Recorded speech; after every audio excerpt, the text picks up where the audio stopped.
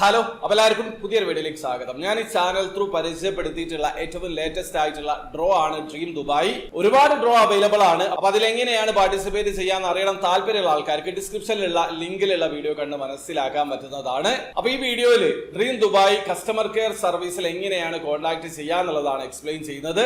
Dream Dubai application നിങ്ങൾ sign up ചെയ്ത് കഴിഞ്ഞാൽ മാത്രമാണ് അവരുടെ കോൺടാക്ട് ഡീറ്റെയിൽസ് കിട്ടുക.